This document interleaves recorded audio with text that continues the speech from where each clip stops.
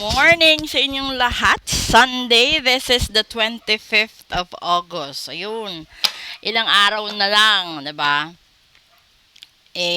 September na, bare months na, magsisimula na tayo sa paghahanda ng Christmas tree.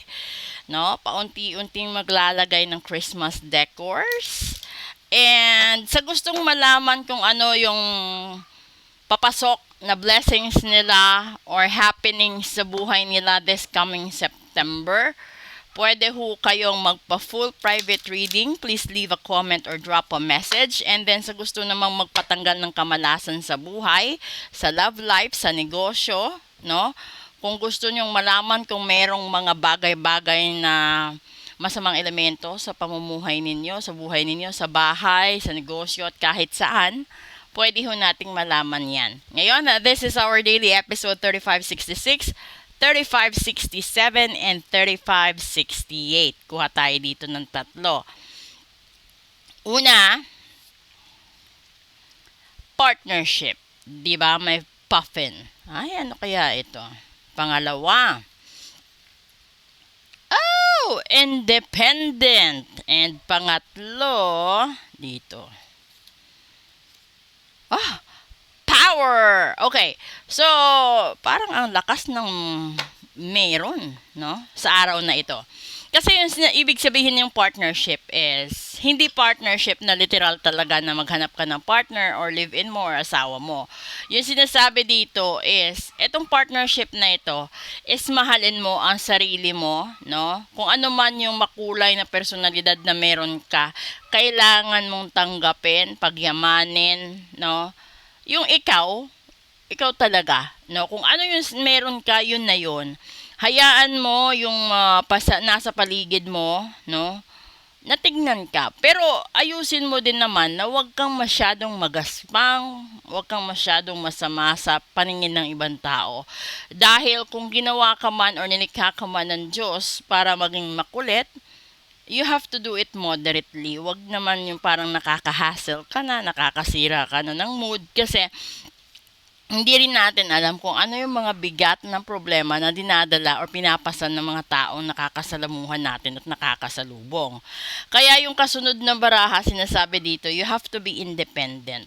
Kasi, kung ito ay isang relasyon, no, maihahambing natin sa relasyon, alam natin na relationship, it takes to tango. And then, lahat-lahat kailangan alam ng bawat isa yung kilos mo, desisyon mo, lalong-lalo na sa finances ng pamilya, di ba?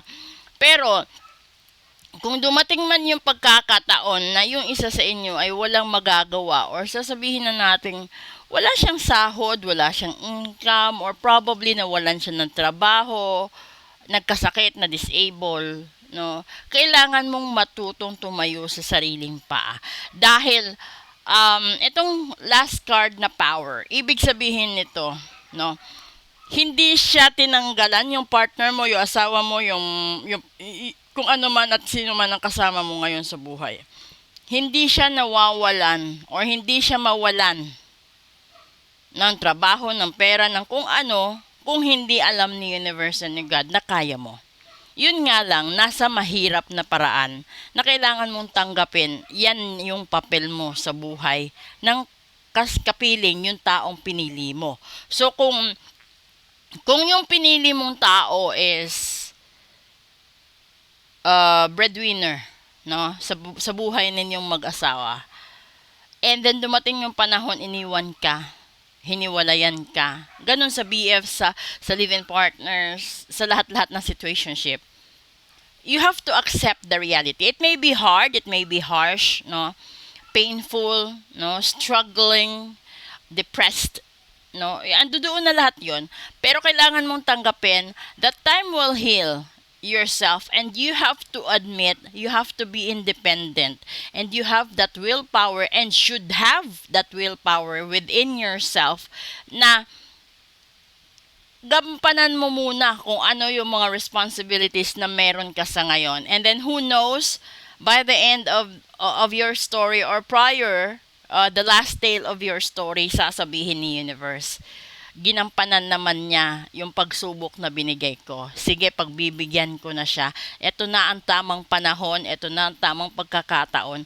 Bibigyan ko siya ulit ng kaagapay, katuwang at kasama sa buhay niya na hindi lang siya tutulungan kundi mamahalin at gagalangin pa siya. 'Di ba? Ganon yun sa business. If you tried a business that you think nag-click siya sa iba and then hindi siya nag-click sa'yo, you have to observe the owner, the seller, the CEO of that well-known business, ano ba meron sa kanya na pwede mong gayahin.